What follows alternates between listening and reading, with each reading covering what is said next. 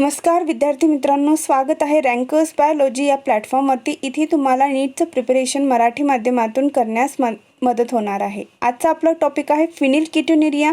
फिनिलकेटोनुरिया काय आहे? हा एक जेनेटिक डिसऑर्डर आहे जो मेंडेलियन डिसऑर्डरमध्ये येतो। आपल्याला माहिती आहे जेनेटिक डिसऑर्डरचे किती टाईप आहेत, तर जेनेटिक डिसऑर्डरचे 2 टाईप आहेत।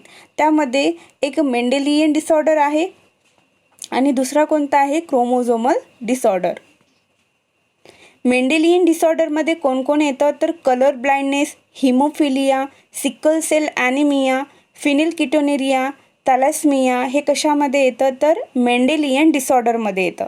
आणि क्रोमोझोमल डिसऑर्डरमध्ये काय येतं, त्यामध्ये डाऊन सिंड्रोम, क्लिनफेल्टर सिंड्रोम आणि टर्नर सिंड्रोम हे त्यामध्ये येतात। हे मेंडेलियन डिसऑर्डर जो आहे हा कशामुळे होतो, तर सिंगल जीन म्युटेशन होण्यामुळे मेंडेलियन डिसऑर्डर होतो। एकच जीन ज्यामध्ये चेंज होतो आणि तेव्हा हे मेंडेलियन डिसऑर्डर होतं। तर या फिनिलकेटोनुरिया हा एक ॲटोझोमल रिसेसिव्ह डिसऑर्डर आहे। आपल्याला माहिती आहे कलर ब्लाइंडनेस काय आहे, तर सेक्स लिंक रिसेसिव्ह डिसऑर्डर आहे।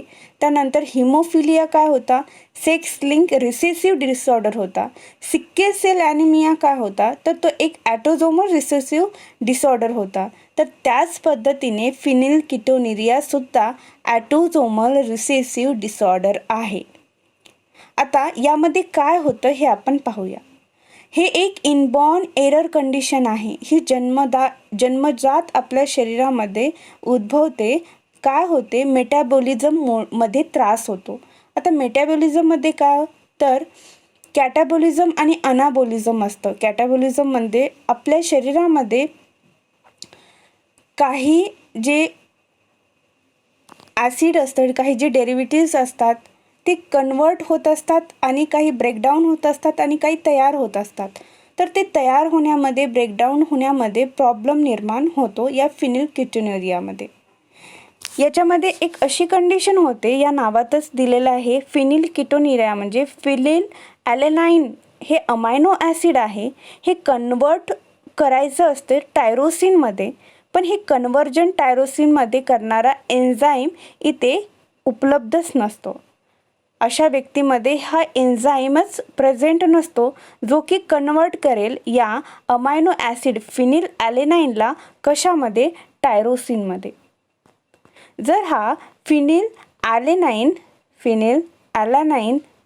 कन्वर्ट झाला टायरोसिनमध्ये तर नॉर्मल फंक्शन बॉडीचं होतं। पण जेव्हा हे फिनिल ॲलेनाइन टायरोसिनमध्ये कन्वर्ट करणारा एन्झाईम असतो हा इथे प्रेझेंटच नसतो, लॅक असतो, तेव्हा ही कंडिशन होते की हे फिनिल ॲलेनाइन हे कशामध्ये कन्वर्ट होतं, तर फिनिल पायरुविक ॲसिडमध्ये कन्वर्ट होतं। फिनिल पायरुविक ॲसिडमध्ये कन्वर्ट होतं आणि या फिनिल पायरुविक ॲसिड हे आपल्या शरीरामध्ये जमा होत असतं, ॲक्युमुलेट होतं, एका ठिकाणी जमा होत असतं।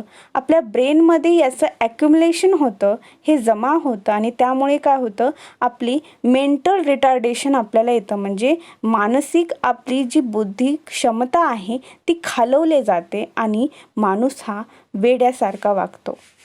ठीक आहे, तर या फिनिल ॲलेनाइन हा कन्वर्ट होत नाही टायरोसिनमध्ये आणि हे फिनिल ॲलेनाइन मग कुठे कन्वर्ट होतो, फिनिल पायरुविक ॲसिडमध्ये कन्वर्ट होतो आणि अनेक डेरिव्हेटिव्हमध्ये अदर कन्वर्ट होतो आणि याच डेरिव्हेटिव्हचा फिनिल पायरुविक ॲसिडचं ॲक्युमुलेशन होतं, साठवण होते आपल्या ब्रेनमध्ये आणि त्यामुळे आपली मानसिक स्थिती ही खालवली जाते।